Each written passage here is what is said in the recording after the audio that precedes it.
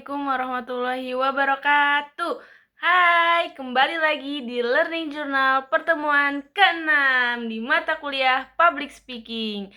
Kali ini kita bakal ngebahas syarat-syarat public speaking, faktor penghambat, dan faktor pendukung pada public speaking. Baik, yang pertama itu ada syarat-syarat public speaking. Dalam syarat-syarat public speaking, teman-teman, ada beberapa poin. Yang pertama ada menguasai materi.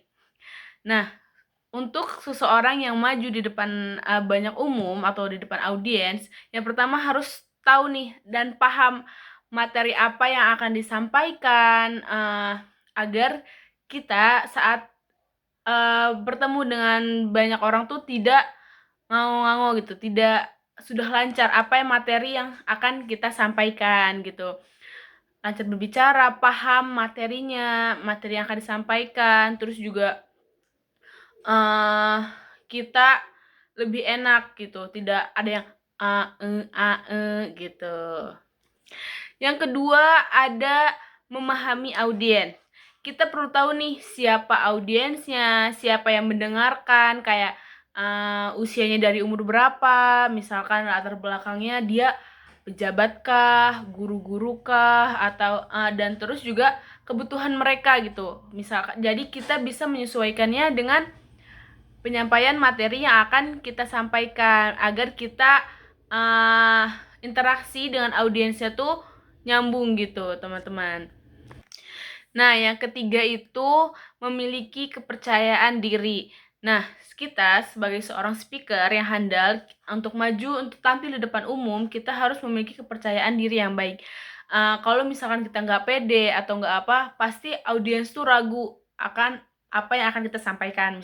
Kalau misalkan kita terlihat tenang, kita terlihat percaya diri gitu, audiens pun bakal yakin apa yang bakal kita sampaikan. Nah, yang keempat itu ada kemampuan komunikasi. Nah, itu sangat penting sekali teman-teman untuk menjadi seorang speaker gitu kan. Kalau misalkan seorang speaker tidak mempunyai kemampuan komunikasi yang baik, itu pasti akan amburadul gitu. Nah, kenapa seorang speaker harus mempunyai komunikasi yang baik? Karena itu membantu materi atau pesan yang akan kita sampaikan dengan jelas dan tidak membingungkan gitu kepada audiens. Kalau misalnya seorang speakernya bingung, apalagi audiensnya gitu. Jadi memiliki komunikasi yang baik itu sangat penting sekali untuk seorang speaker. Yang kelima ada persiapan yang matang. Biasanya sebelum tampil itu seorang speaker biasanya mempersiapkan materi, latihan berbicara, dan juga mempersiapkan alat pendukung, misalkan kayak PPT, gambar, atau alat-alat yang emang bisa membantu gitu memahami yang akan disampaikan kepada audiensnya. Nah, persiapan yang baik itu membuat penampilan kita tuh lebih terarah dan juga mengurangi rasa gugup gitu. Kalau misalkan kita belum siap, biasanya lebih bingung apa yang akan kita sampaikan. Nah, kalau dengan persiapan yang matang, itu biasanya kita akan lebih leluasa menguasai semuanya gitu, lebih tenang, lebih terarah. Seperti itu. Yang keenam ada penguasaan bahasa tubuh. Nah, penguasaan bahasa tubuh tuh kayak gimana sih? Misalkan kayak gerakan tangannya, ekspresi wajahnya, kontak matanya, dan posisi berdiri kita itu sangat berpengaruh sekali, teman-teman. Teman-teman, bahasa tubuh yang baik, misalkan membuat tuh audiens tuh, kalau misalnya bahasa tubuh yang baik tuh membuat audiens tuh tertarik dan percaya apa yang akan kita bicarakan. Misalkan gerakan tangan tuh kita memainkan tangannya kayak gini, kayak gini, kayak gimana gitu. Ekspresi wajah kita kan nggak mungkin nih kalau misalkan di depan audiens wajah kita datar-datar dan flat-flat aja gitu, teman-teman. Kita misalkan menyambut dengan senyuman, ekspresi wajah, dan juga kontak mata. Kontak mata dalam public speaking itu sangat penting sekali, teman-teman. Kan kita nggak mungkin kalau misalkan menyampaikan sesuatu atau menyampaikan materi kepada audiens, kita cuman kayak nunduk dan nggak tahu harus ngapain. Nah, kontak mata tuh misalkan kelihat kanan kirinya, di situ tuh audiens merasa sangat diperhatikan gitu, dan juga posisi berdiri kita itu yang sangat berpengaruh. Kalau misalkan kita berada cuman berdiri di satu titik saja, tidak jalan-jalan kayak misalkan tidak ke sana ke sini gitu, bukan berarti harus setiap ngobrol tuh berlalu lalang, enggak. Cuman kayak berdiri di beberapa titik yang emang audiens tuh merasa diperhatikan gitu. Selanjutnya ada faktor pendukung public speaking. Yang pertama, latihan yang konsisten. Kenapa sih seorang public speaking itu harus latihan yang konsisten?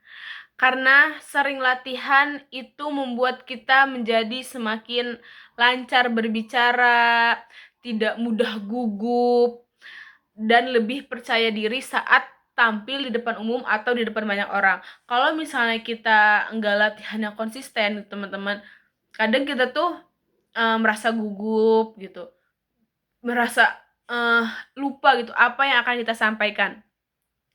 Kadang orang yang merasa gugup itu mereka tuh kurangnya latihan. Nah, latihan yang konsisten di sini itu membuat kita merasa lebih mempersiapkan materi apa yang akan disampaikan, akan kita menyampaikannya tuh lebih berbicara itu lebih luasa atau lebih enak gitu, lebih percaya diri apa yang akan kita sampaikan.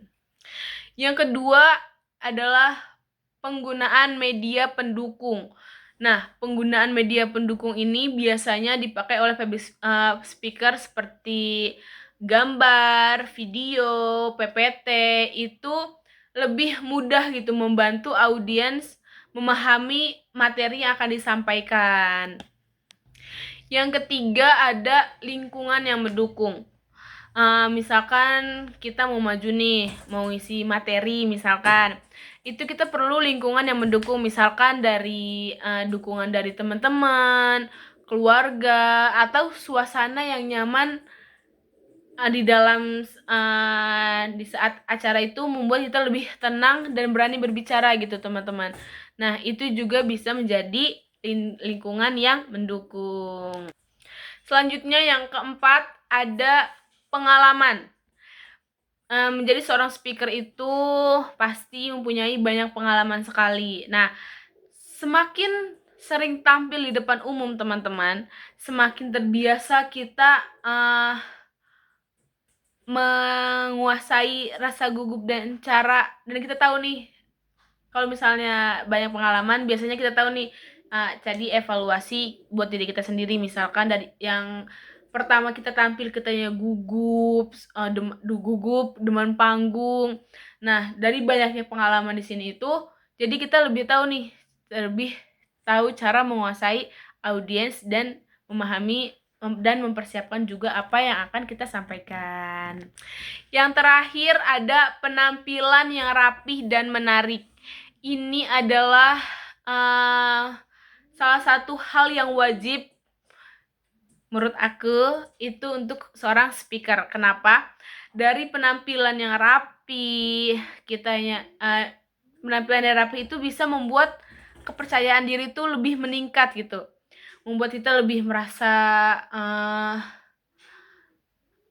audiens tuh lebih percaya gitu sama kita kalau misalkan penampilan kita rapi, menarik, wangi. Itu melatih bukan melatih ya, membangun kepercayaan diri kita yang lebih baik, dan juga audiens tuh pasti percaya, oh ini yang isi materinya oke ya, bagus, penampilannya bagus, penyampaiannya bagus gitu. Selanjutnya ada faktor penghambat public speaking.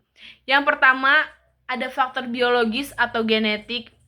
Biasanya orang yang sejak kecilnya gitu, atau yang dulunya yang kecilnya tuh cenderung pemalu, mudah cemas atau gugup.